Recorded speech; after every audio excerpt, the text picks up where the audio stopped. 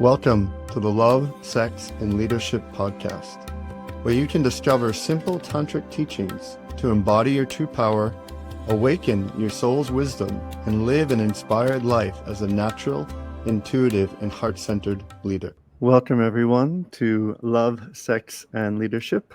I have another exciting guest today, a dear friend who I've known for many years now, Layla El Khadri, who's a amazing divine embodiment coach, helping men and women across this planet get deeply into their body, into the essence of their being, and really learn how to lead from their soul. She's a wild, intense, amazing, spontaneous Spanish woman with a electrifying heart and a lot that comes through her. And it's been a joy to have her as a friend in my life for many years. So welcome to the show. Nice to have you here.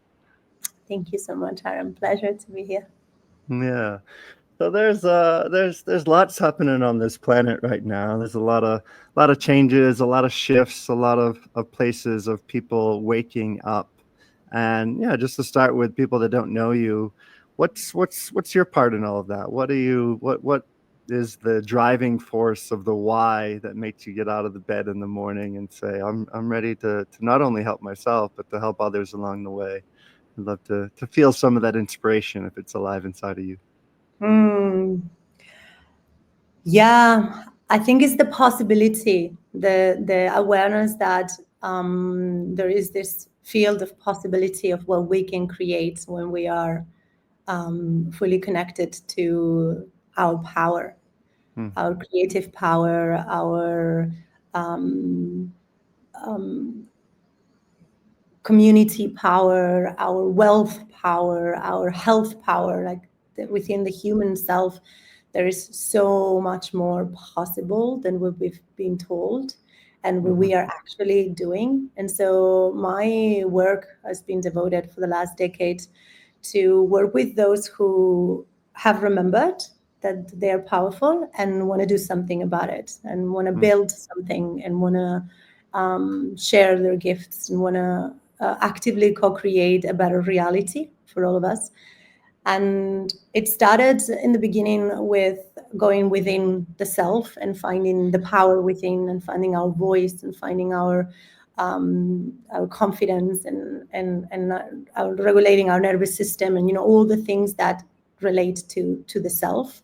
And in the last 7 years, I integrated also together with that how we step in the world, because I realized that there's only so far that we can go with the self, and then at some point it's once the self, let's just use the expression, wakes up, immediately remembers that it's part of the collective, and so it wants to create for the collective. And so I transitioned into leadership and business to help those who want to build in the world, who want to have impact in the world, to do it in a way that is in alignment with their highest timeline, their highest potential, their highest creativity, their highest possibility. So when I wake up in the morning, what gets me going is right now an amazing group of inspiring clients that are across many different fields, really doing epic work to build a better reality for all of us. Yeah, beautiful.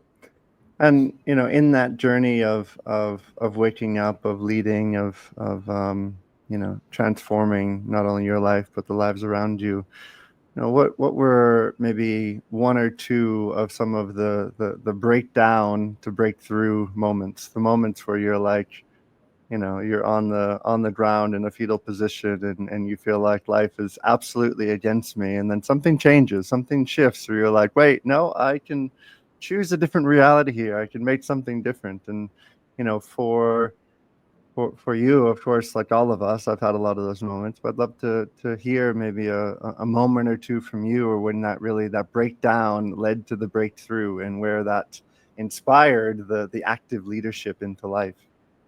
I love that you say one or two. I have one or two a month these days. For anyone hearing it, and also for anyone who sees the a polished outside version. Uh,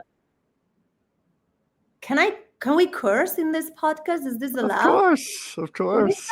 a fucking journey. Like, let me tell you, the higher you go, the deeper you have to go. The more you shine, the more you have to look face to face with your demons. I woke up this morning and I sent a voice message to a girlfriend and I said, oh, here we are again. The depression wave is coming. This morning, it is 2:48 p.m.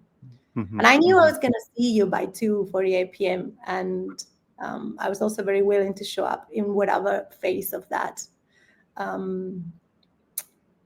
was going to find myself. So I can share a moment or two that are maybe a bit more grandiose for the entertainment purposes, but I just want to say that this is, at least in my experience and those I work close with, it is part of the everyday life more and more. It's like the cycle.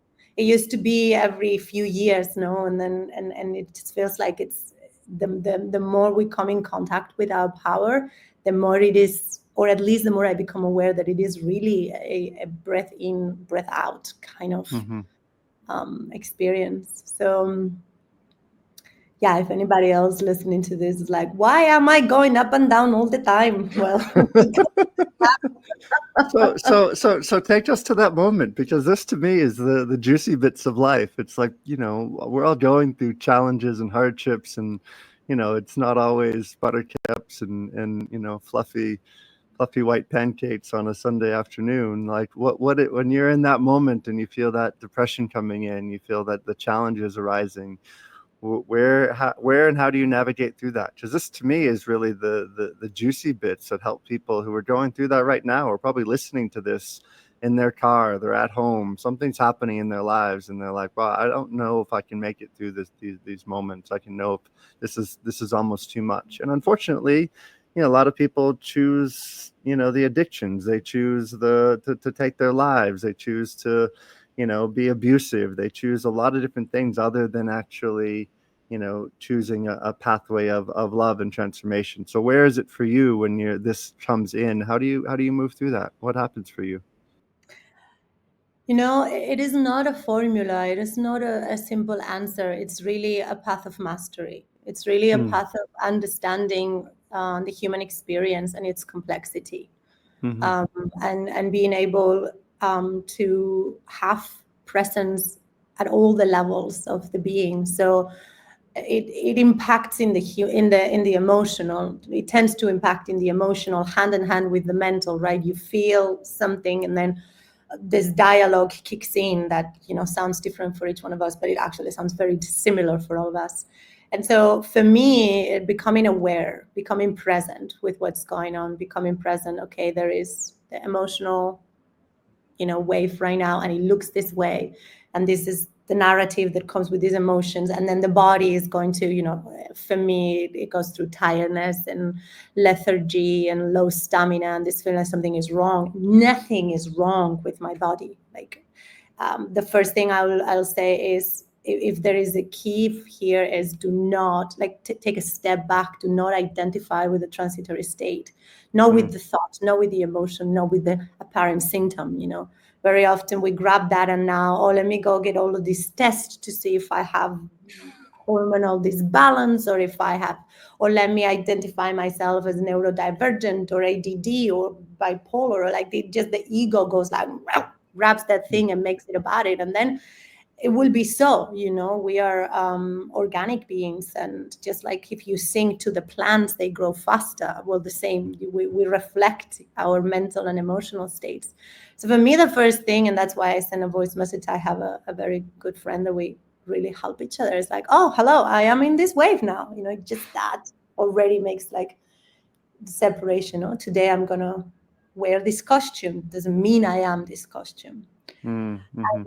And then it's really to my business clients, I always tell them, I feel like the key to success in business is to respect your client, your audience, so deeply that you really get to learn who they are, what they need, and how you can serve them.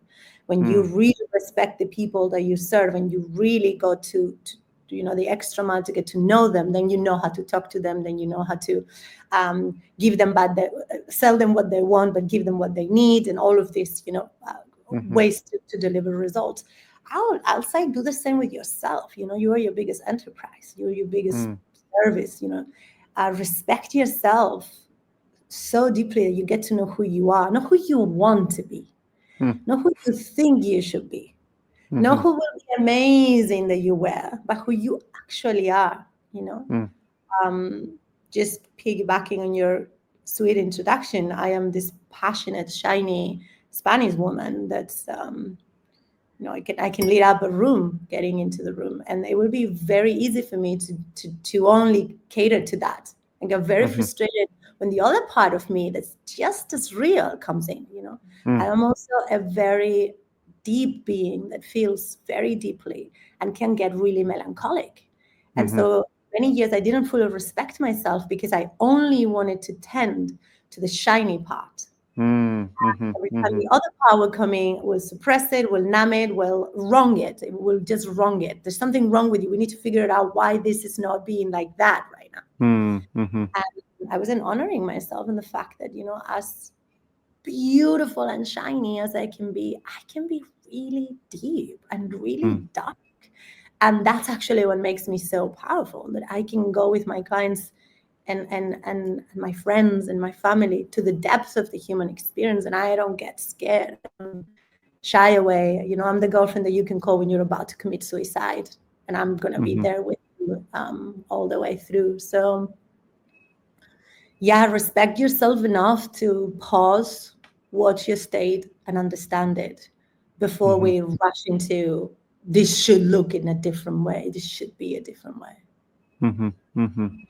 Yeah, so I'm hearing in that a lot of deep inner attunement to appreciating reality as it is, not the way that sometimes our beautiful mind or thought or ideal scene wants it to be, but actually the reality of what's being presented by life each and every day. Yeah, own it. Own it all. A big part of this feminist women empowerment bullshit wave that has gone so out of control is like, own your light, own your power, own your feminine blah blah. And it's like, who is telling us also to own our darkness? Own your darkness, own your broken little girl, not to make a character out of it and to identify with it, but to actually really, really, really own it, really fully understand where is it coming from and what is the wisdom that it brings. It was 2 days ago, I don't remember now, 2 or 3 days ago, was Nyepi here in Bali. And the night before Nyepi, the Balinese bring out to the streets the ogo-ogos, right, which are these like big paper mache monsters. And I've been here for 10 years. I was not feeling like going out in the parade, which gets loud and messy. And I sit down at home and I was just like, okay, I'm going to do my own inner ogo-ogo parade. Just put my demons there. I actually took this things I bought in Egypt. They're like carvings. I put them in front of me like I was a little girl playing Lego. And I just put all the demons there. I just sat with them. I had a really deep conversation with my addiction, with my judgment, with my stupidly sharp judgment of the world, of men, of everything. It was like just had a 45-minute conversation with my inner judgments and with my procrastination and with my ambition. My God, I have a huge ambition demon inside of me that wants it all, wants more all the time. It was so empowering. It was so inspiring. It was so healing. And like, I felt like there were pieces of rapture inside of my soul that just like clicked into harmony, So own your full spectrum self. I love that. I was here in up in Munduk, and I actually got into the parade. I was carrying around one of the ojo with all the locals. It was super fun though. It was quite intense, the amount of carrying I did throughout the parade. By the end of it, I was like ready to watch it burn. It was funny actually to see, because I had never been there for the burning of them. And they just threw them in the fire, and then they went away. I was like, the only ones that were watching the ojos burn were all the bules that were there. But it was how powerful of a metaphor that for them, the process is complete. And we have this clinging thing to it, which is like, I so identify with them. We kind of want to watch it burn. Yeah, it really was. It was like, okay, we did our thing. We shook it around. We let the demons express, and now we're going to watch it burn and walk away. And I felt myself like clinging on. I'm like, I want to see it go all the way down. I'm like, I watched so many things burn. I want to see it.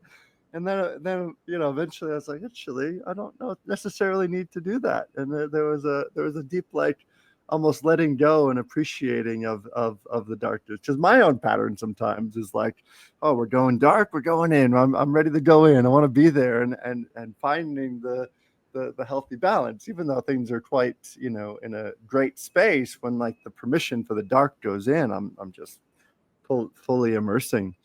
And I guess the kind of inquiry or the question to that is, like, for people who might be afraid of the dark, it's something that certainly from our childhood and the things like when demons start coming up in conversation and there's darkness around, there's a lot of people like, I want to go to the light. So many spiritual traditions are just about going to the light and, trying to ascend the human experience rather than descend. So, how other than getting wild and kali and crazy, like, how do we support people to get deeper into the dark and actually have a profound appreciation for the dark as well?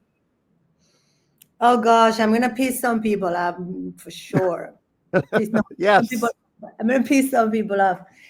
I think that the spiritual how do you call this, repackaging of the spiritual traditions that has been happening in quote unquote the spiritual community or new age, you call it whatever you want, is living outside. It's like reproducing the same pattern of avoidance of the complexity of the human experience that the patriarchal westernized capitalist system has done. It's like we are just like doing a bit more polished version of the same, missing the point. And I also have profound respect and gratitude that there is a bigger and bigger wave of, let's just call it awakening, even if it's got commercialized and it's got, there's some cultural appropriation happening and body. I'm not one of those attacking it, because it's still better that than, than some of the out of control consumerist tendencies. But and if someone really wants to, I'm resisting using calling wake up, but let's just call him wake up. Someone really wants to go to the depth of the self, you cannot avoid the darkness. It's just not. It's just like it's once again denying the feminine. It's the same thing that that the patriarchal system. I don't even know if the word is patriarchal anymore, but let's just call it that way.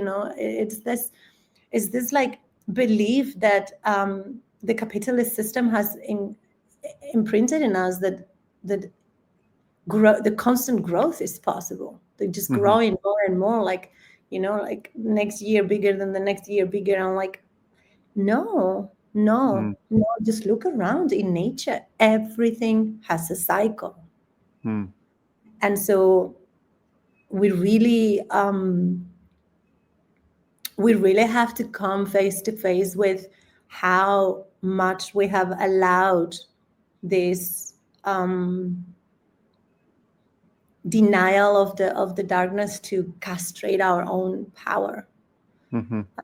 So, I mean, I am a bit radical. If you ask me, I will just say sit in the darkness, like whether it's literally switch off the lights in your room and sit there and watch your fear come up, if like it's literal fear of darkness, or if it's allow yourself to sit in your depression, to really sit in your depression. And I am a person that has sat in her depression, arguably we could say too long, but like the reality of sitting in it, it's not when you are numbing it.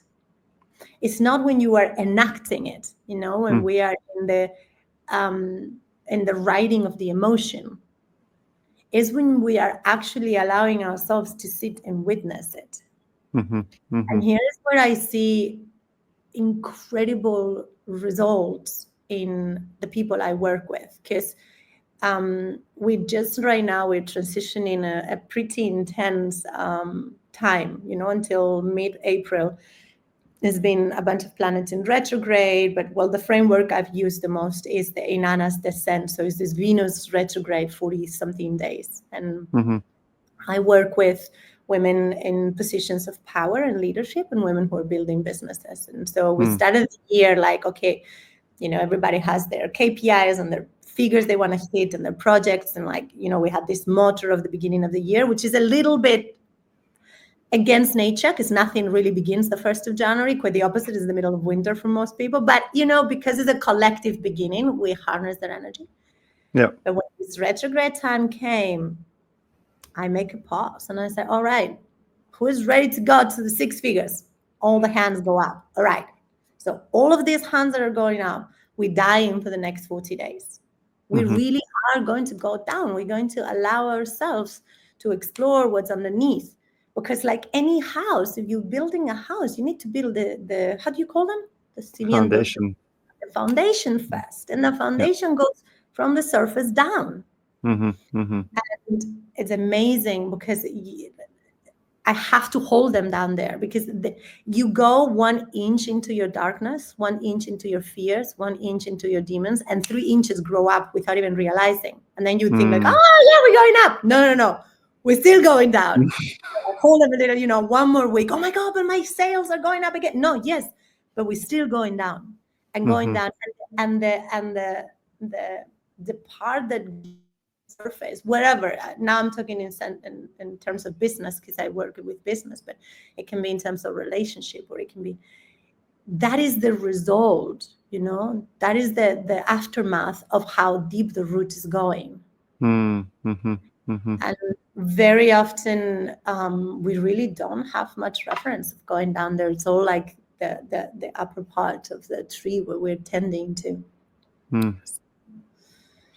Yeah, so by diving into the darkness, by restructuring the foundation, there's actually a capacity for the light of our branches, for the expansion of the tree to be that much more flourishing. And just like you're saying with these women, there's a resistance. Oh, I've gone in now. I'm ready to expand. And it's like, no, let's keep going. Let's keep going. And yeah, I think there's a human nature part that almost is pleasure seeking and pain avoiding, and often the darkness or the descent. I think for a lot of people it can be the association to the pains and the karmas and the dharmas and the things that haven't necessarily been dealt with. And I guess to because you mentioned the darkness as associated to the feminine, and these two polarities inside of all beings, but how you reference the darkness as associated to you could say the masculine, and as it's associated to the feminine, and where some distinctions are. I mean, I'm often working with men and I'm helping them embody more of their like healthy dark masculine, and that strong penetrative power and that capacity to annihilate what's not love. But I'm curious from your side as a woman, I definitely can relate to, has a strong healthy dark feminine that is able to express herself and be connected to emotions. But where do you feel like is the distinguishing place that people can not only have a concept into, but can actually embody? Do we have 2 more hours? We have all the time. We have an abundance of time, darling, an abundance of time. Anybody listening to us right now, fasten your seatbelts. This is one of my favorite things. And there's 2, I want to talk about 2 frameworks. But before that, I just want to do something brave. I want to put a call out into the cosmos through the waves of this podcast for men with healthy, dark masculine to come forth, at least in my reality, because I miss you. I miss you. It's crazy what we have done to the dark side of life. We have annihilate it and deny it, both in the masculine and in the feminine. And it's so not sexy. Mm-hmm. Mm-hmm. It's so not sexy. So Well, calling just for that part, I have a retreat I lead a couple times a year that women are often waiting for the roster from, that we dive deeper into the dark masculine and the initiation journey. So there's men doing the work. I'll tell you that much. great. You can definitely let my WhatsApp number fall. Fall into the threads. This beautiful Exactly. Spanish woman might appreciate a healthy dark masculine. Accidentally. Oh, sorry, guys. If you want to reach out to her, I'm sure she'll be appreciative. Well, you see here, we'll go into answering your question, but just like a quick detour. When a woman is in connection and has integrated her inner dark, both feminine and masculine, but let's just talk about polarity right now, her inner dark feminine. There's no way a relationship is going to last if the man has not integrated his own dark masculine. Mm-hmm. It would be very difficult. It will be a matter of willpower to respect him. It will not come naturally. It will have to be a mental choice. Because only when a human is in contact with his darkness is a human truly safe. This is so important. I'm so tired of hearing people promise that you're coming into a safe container. This is a safe space. This is a safe. Nothing is safe if you are not in contact with your darkness. Nothing.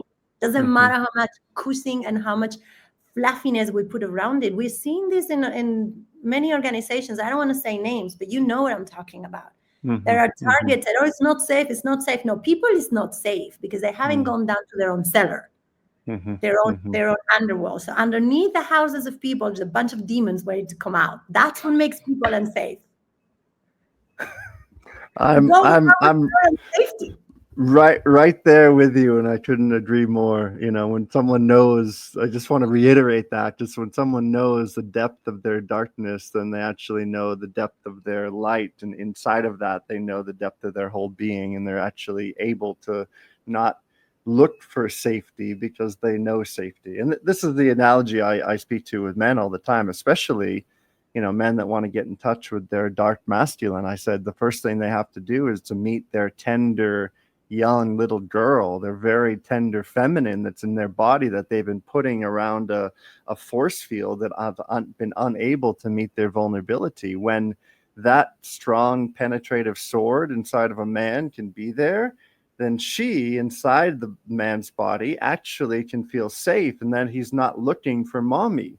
He's not looking for safety, which is usually happening inside relationship after the honeymoon period ends. He actually knows himself as whole and inner union and complete, because he has the capacity to annihilate in front of him anything that's not love at a given time. And that's what creates safety for both himself as well as the women around him and the beings around him. And that's, powerful as a father, as everything else. So yeah, I'm right there with you. I'm preaching with you, darling. And for us women to keep our bodies safe in sexuality, for you to not be entered without permission, to not be abused ever, you need your dark feminine ready to say no at any fucking point, because she has the no inside.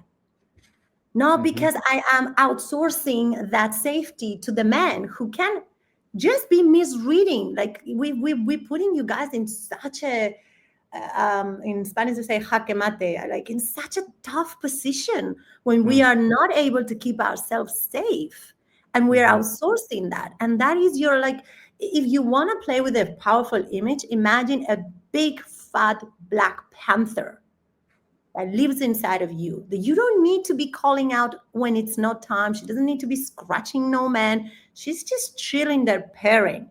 But when you need her, she's lethal. And you need to be able to come in contact with her so that you don't need to outsource that. And then to get into all of these victimized experiences that are just heartbreaking for me. So how do we make this happen? I have two two softwares that you can activate within yourself. One is the basic polarity. And I think it's much more easy for the Western mind if we take feminine and masculine outside, so we don't get all mixed with gender, and we just talk about yin and yang. Yin being the feminine darkness, yang being the masculine light. Easy peasy. Get the gender, get the genitals out of the question. It's just a matter of understanding energetics. So just do your research. Have a nice conversation with ChatGPT about the essence of yin and yang. It's not science. I mean, it is the science of the universe, but it's not rocket science, is what I wanted to say. The yin is everything that is in the mystery, that is hidden, that is in the underworld, that has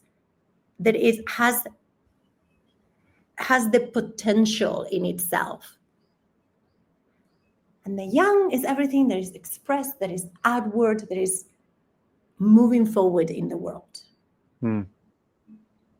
So everything that we're putting in the shadow, that we're not wanting to look into, that is poignant, pregnant with potential, is what I am saying we have been robbed of. And an invitation to look there. And, before you said something interesting, you said that we have a tendency to want pleasure. But I will argue that the shadow can be really pleasurable when we really allow ourselves to explore it. It can be really like there's a lot of pleasure, there's a lot of comfort to find in the dark.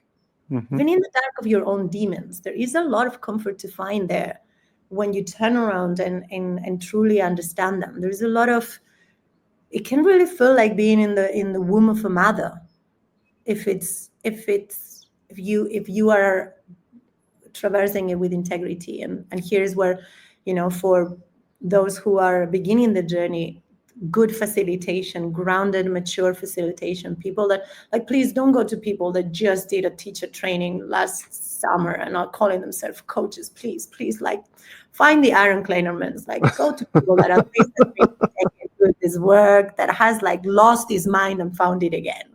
If the facilitator lose his mind and found it again, I wouldn't trust it. So this is the yin and yang. This is the framework I'm using when I say the feminine. Now, there is a really, really powerful and slightly more complex framework that I got through Bruce Lyon. But I know it did not come through him. He is translating it to the Western mind from ancient scriptures, from the Taoist tradition, if I'm not wrong, which takes the dark and the light sides, as I just described them, the yin and the yang, and then applies them to the masculine and the feminine. And here it's much more, there is masculine and feminine within all of us, but it's much more gender oriented in a sense that, yes, we will understand the masculine, light masculine and light feminine, dark masculine and dark feminine within each one of us. But the qualities and roles that we associate to these quadrants, you can understand them much more in a man-woman manner. And it gets a little sticky with all of this, like, gender reorganization that is happening, very especially in the Western world, politicizing the whole thing. But if we let go of all of that mindfuck, which is just a way to keep the mind entertained, and we really look deeper into these four quadrants, what we see is that the light masculine and the light feminine are the expression of polarity from the heart up. So everything connected with the heart, with the mind, with being a visionary, with connected to the spirit world, with downloading ideas, with, like, nurturing your community, anything that has to do from the heart up. And the dark feminine and the dark masculine is everything that has to do with the roots, with sexuality, with the earth, with the medicine of the biological world, with being born and dying, with decaying and blossoming. So that yin and yang now becomes much more of a geometrical orientation in space. It's like the world of spirit and the world of matter, Mm-hmm. the world of the heart and the world of sexuality, the world of God and the world of Mother Nature. Mm. Orienting ourselves as individuals in that environment then allows us also to orient ourselves collectively and in relationship. I can tell when a man approached me, is he approaching me from here up? And there's no balls. And no balls, I'm like, I say this with all respect, and there's no desire to emasculate this man. It's just, you haven't gone into your own darkness. You haven't gone into your own capacity to penetrate life. And so the moment my own darkness comes into place, the moment I go crazy, which I will because I'm a woman and it will happen, is to also own the hormonal reality of the feminine. The moment my emotions get out of control and I, as a woman that's safe in herself, allow myself to get out of control because I know I can come back home like this, you're going to run in the opposite direction. You're just going to be like, this bitch lost her marbles and I am unsafe in the room. So I won't be able to have as much fun, as much pleasure, and as much range of being as I know I can have, because I know I can bring myself here in a breath. That's the reason why I can burn so bright. But if he hasn't go there, like, he won't be able to, and vice versa. I'm now a woman talking about men, but this happens both sides. So For sure. Back to the beginning of the conversation, respect yourself enough to get yourself fully and get to know yourself fully in the 4 areas of your delicious complexity. Yeah, I love that. Love it. As you share, I feel like often society, especially for male bodies and, growing up in a male body, there's often a lot of pushing down of that strong penetrative energy. So, the thing I see a lot of men come to me with is there's this place where they kind of feel like they're walking on eggshells. There's some part of society that's saying, we want to feel you in your balls more and go grab the world and go penetrate. And another side's like, you're too much and watch out for your cock. And, you've been abusive and, all the things you could say around like the Me Too movement, which of course has a validity to it because there has been a lot of abuse. And I noticed that men, because of that, they feel like they get caught in between two worlds and they don't actually like it's not that they don't know, because I think a part of them knows how to drop down into their base, but there's almost a fear inside that they're going to be too much. I mean, so often when I'm working with clients, I'm just helping them to like own the power of both their cock, their emotions, and the magnitude of them. And by doing that, it actually creates more safety. But society is just saying, nope, you're doing this and you have a cock, therefore you're bad. And it's so much of the programming that gets pushed in. So a man who actually is able to know the potency of his power, to know the potency of his delivery, of how he can meet the world, is, the longing that so many female bodies are having for that man, but also the frustration that happens inside. It's like they're wanting that man to be the dark masculine penetrative force, at the same time wanting to have him hold the tender gentle places. And both can happen absolutely when a man is integrated, but I feel like a lot of men get lost in this place in between. I will not want to be a man in today's world. I have so much respect and compassion for male bodies because, yes, patriarchy raped female bodies, but it really raped male souls in a way that's heartbreaking. And I see it in the I was going to say the dating scene, but I'll say the attempting to date scene, because I don't get to the date. I don't get to the date because I can feel the fear. And I know it will just not be what I'm wanting. I can feel that fear. I can feel that energetical chopped balls that you guys have suffered. That's also, by the way, behind why men are running all their penetrative power into business. Mm-hmm. out of Mm-hmm. control, out of Mm-hmm. control and sustainably out of control for their bodies, but also a man with a huge penetrative power that cannot physically penetrate and has to express it through business will run his company to destroy the earth. It will just keep fracking and like it just because it's not fulfilled in its entirety. So it's only expressing up here through the mind, through more, eating the world. It's not going down in the body. It's I mean, we could talk about, so like, as a somatic therapist, you can see it in the physical bodies also. Mm-hmm.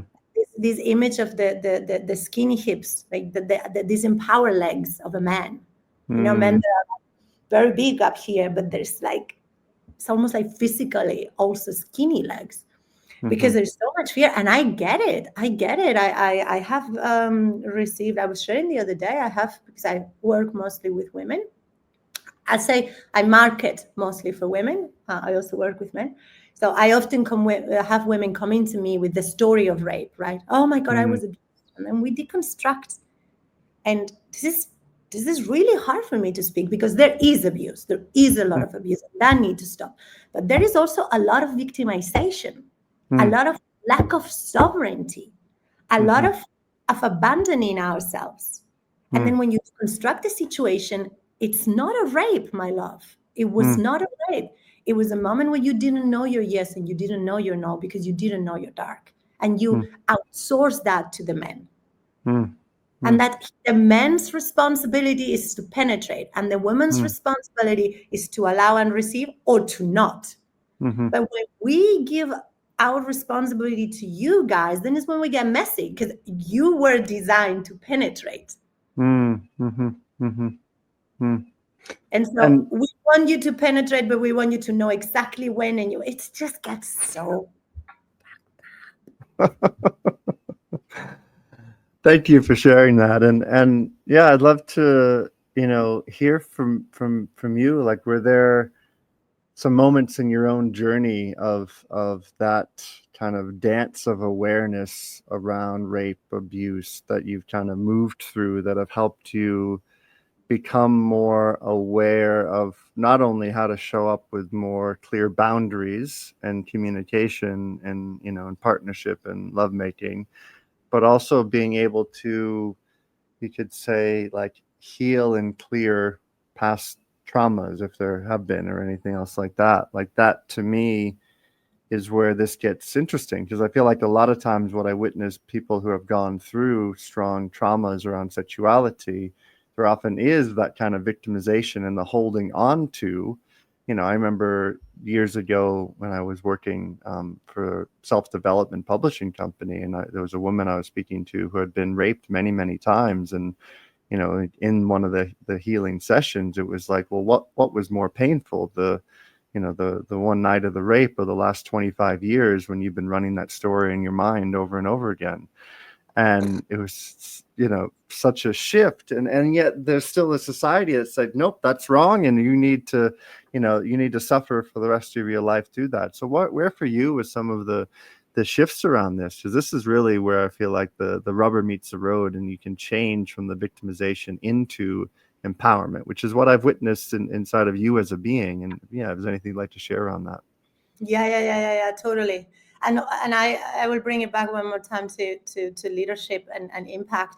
This is the reason why it's really hard for women sometimes to bring themselves into the world and actually claim their worth and charge their prices and build their businesses. Because 1 every 3 women has been raped. Me too, at 15. That was the way I lost my virginity, if you will, unconsensually.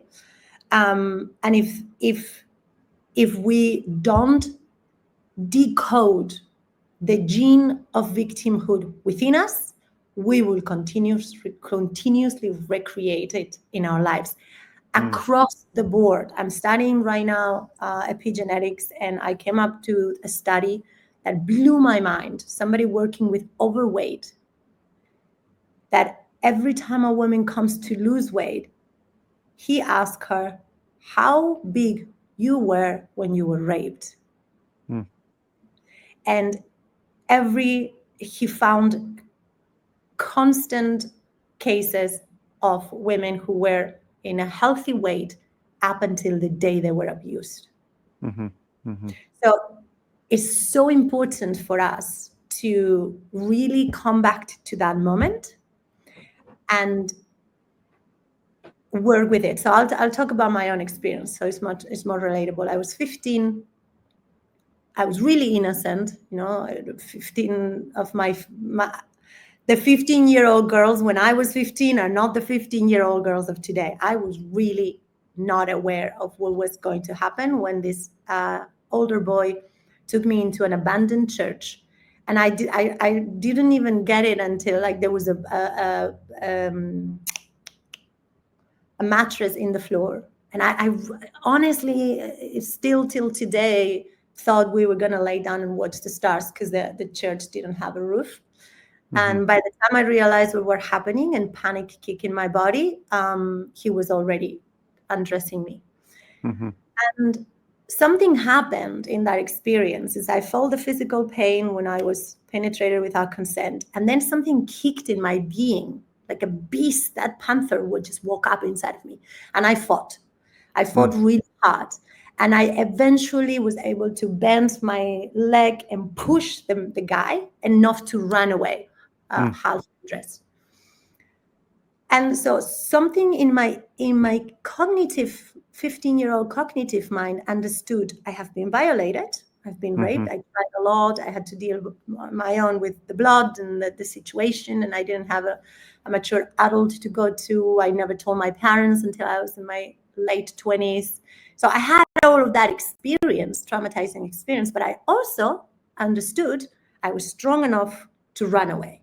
Because I was lucky enough to be strong enough. That doesn't happen to all women. Some women don't get off and they are brutally abused, and it's much more difficult. So 10 years later, as I was studying somatic therapy, this came up.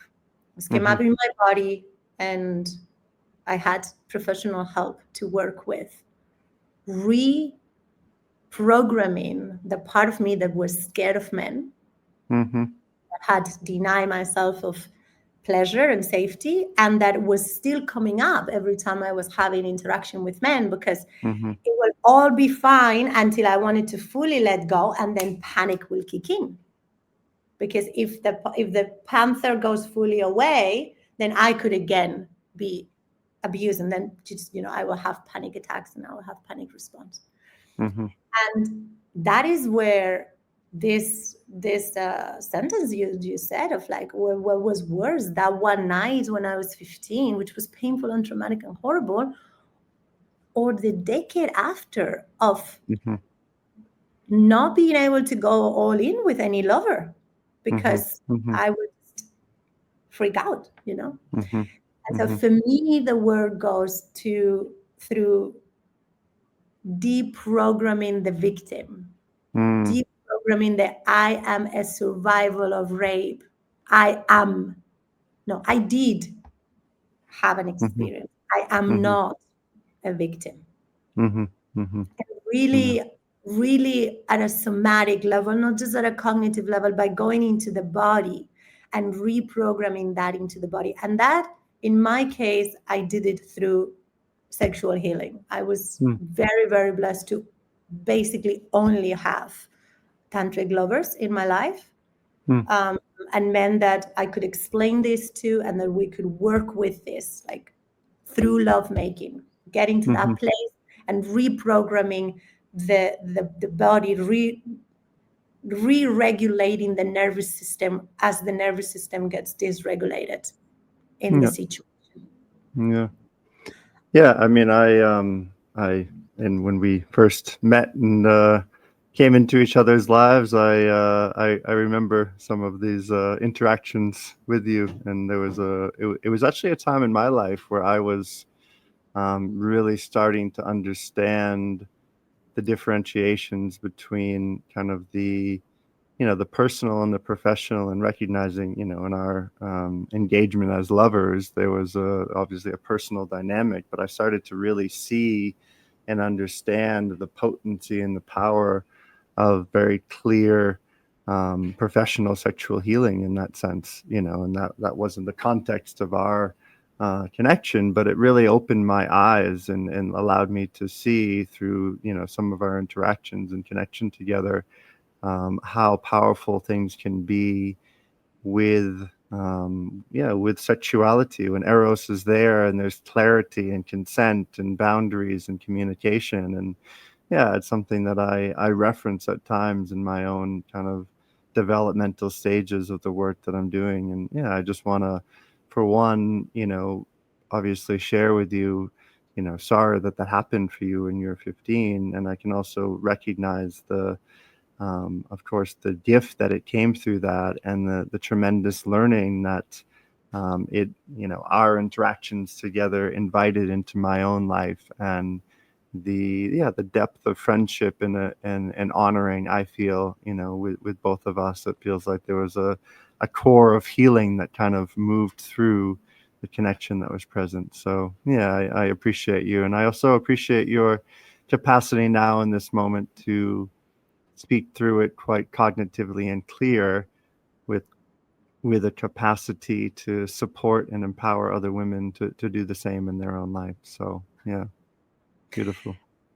Thank you for acknowledging that, because Aaron, if one every 3 women in the Western world has been raped, the chances for a man to be with a woman that has been sexually abused are super, super high. Yep. And yes, ideally, we will live in a world where professional sexual healing and integrity was available left and right. But the truth of the matter is very hard to find. Yep. So I think in my experience, it is a collective responsibility to heal this wound. And every man who loves a woman, who wants to protect and take care of her woman, to learn what does it mean for the female body to have been abused, and how can you go there every night in the bedroom to help that healing happen. How can you, just by allowing the woman to go through her experience without having to change it, fix it, do anything about it, without making any of her experience mean anything about you, and just being able to be present and hold her and support her while she regulate her nervous system, because it's ultimately just a matter of our bodies remember an experience where we couldn't protect ourselves. So there is an alert that kicks and a nervous system that regulate this regulation that kicks in. I still experience this sometimes. It still comes up for me after so much healing, where if a man, and because it's rare to find men with really, really powerful dark masculine, right? And I want it, I call it in. And so sometimes when it fully comes, it's like, oh, and I need to pause. I need to breathe, and it can be so beautiful and so powerful and so intimate and so special. Like, it just, again, I have rewritten the narrative. For me, it's not like, oh my God, there is a drama here. It's like, whoa, oh my God, there is power here. And for anybody who's like leaning at the edge of the seat right now and be like, oh my God, I don't fully know that I understand what this is, I will give you a hint for something that is in a completely different context, but it's really powerful, and is the 55th gene key. Just do your research what the gene keys are. I won't lose time on that right now. And find the 55th gene key. And if you can hear the 55th gene key, not the one in the book, but the transmission of Richard Rudd. The 55th gene key is the journey between victimization and freedom. It's the journey between victimization and freedom. For as long as your cognitive mind is stuck in victimization, your biological experience will be such. For as long as your cognitive mind is stuck in victimization, so for as long as you identify that, your biological, emotional, and subconscious are going to reflect that.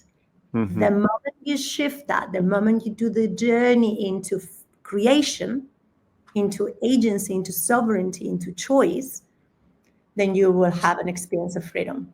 Not free of pain, because pain is going to keep happening. Abuse might keep happening, Sometimes I feel abused driving my bike in Canggu when men cut me off, shirt off, disrespecting all rules of civism, and it's like, whoa, that was a rape of my nervous system. But I know how to bring my nervous system back to regulation. I don't have to sit there on my bike as a victim, you know. So the freedom that comes with that transition from victimization to agency, to mastery, and this happens across the board, you know, in your relationships, in your business, in your service, in your relationship with your body, with aging, with all of it.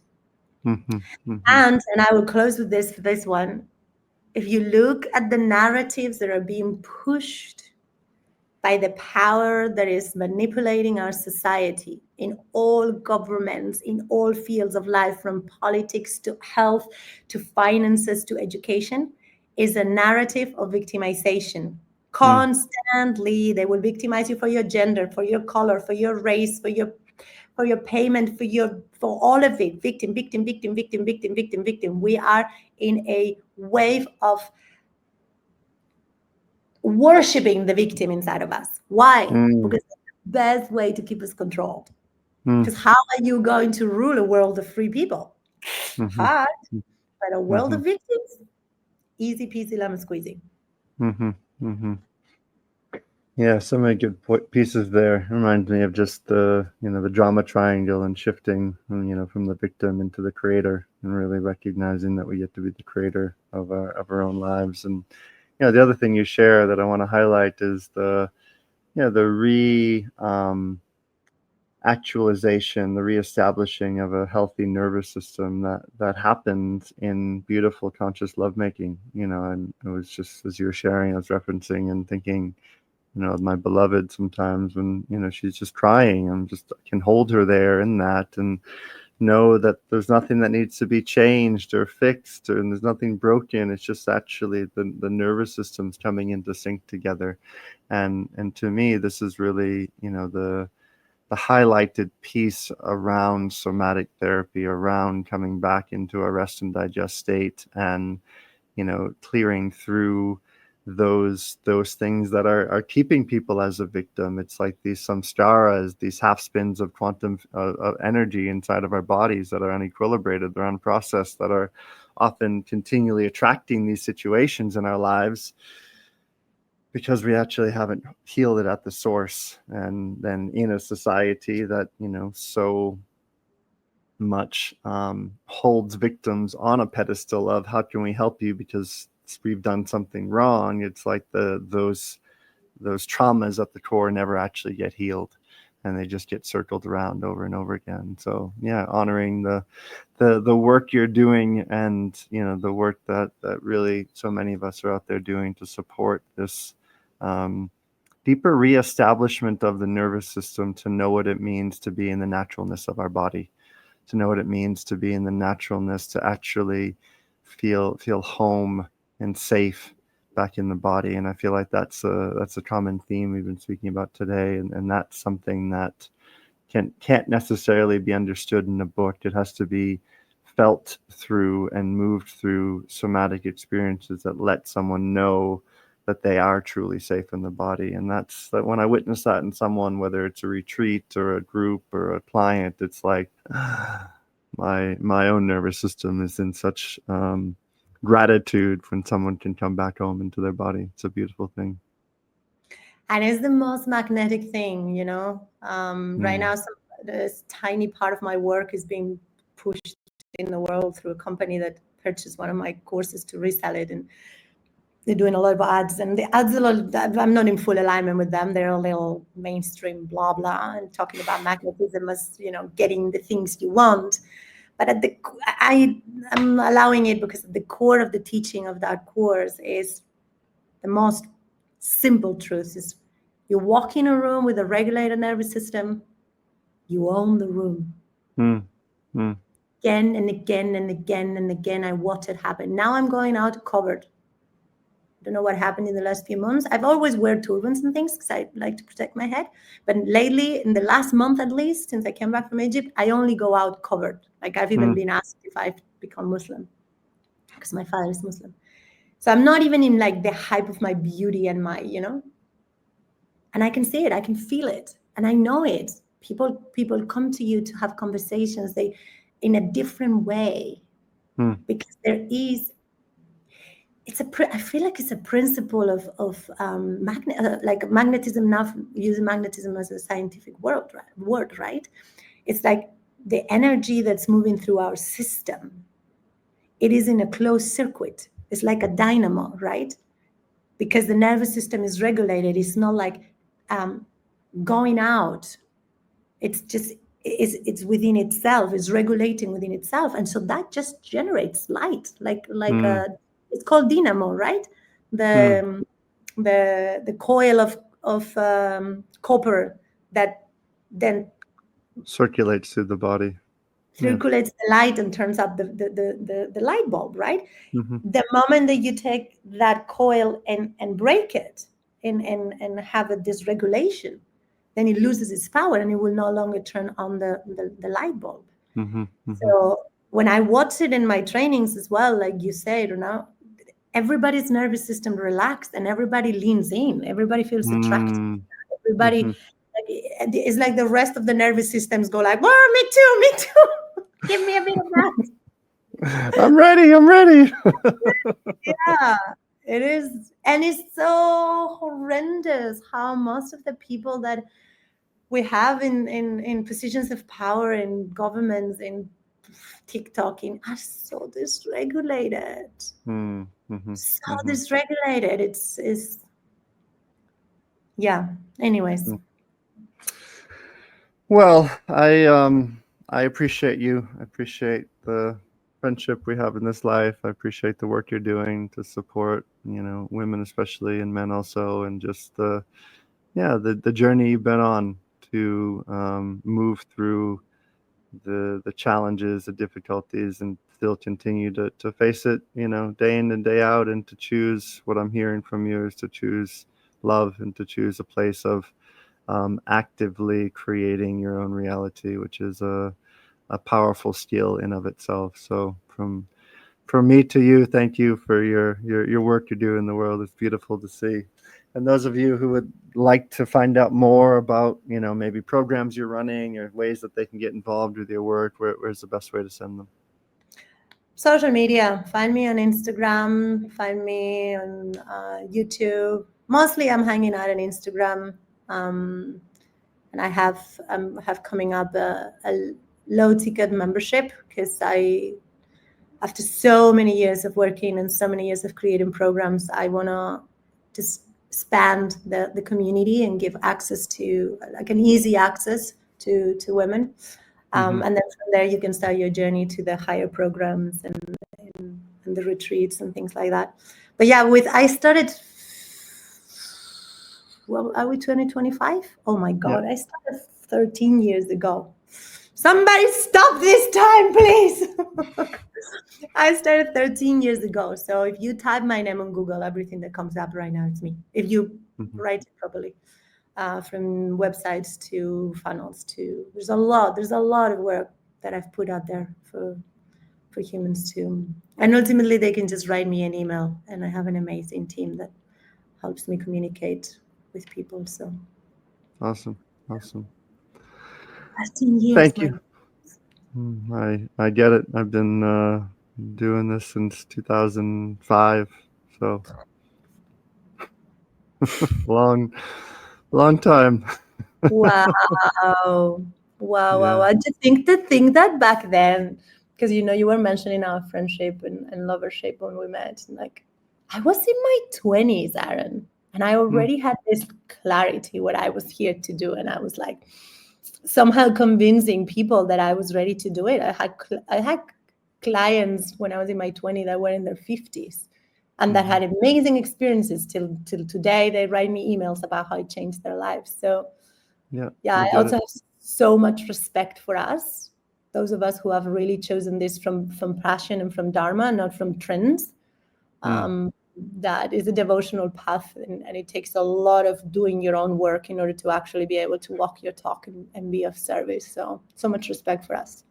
Yeah, I mean, I find at this point often the people coming into my inbox have gone through a number of different coaches and people, and they're like, okay, I'm actually ready for change now. I'm like, okay, well, I'm here. I'm happy to support you.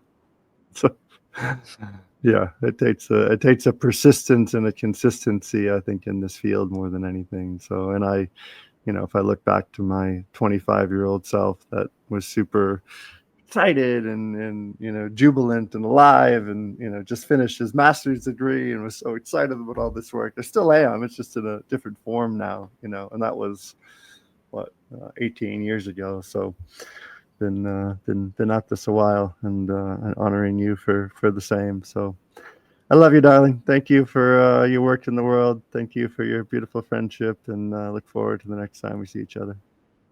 Thank you so much for having me here. Absolutely. Thank you all for tuning in. This has been Love, Sex, and Leadership. If you haven't subscribed, please do so. And if you have any questions for either myself or Layla, feel free to reach out, and see you next time.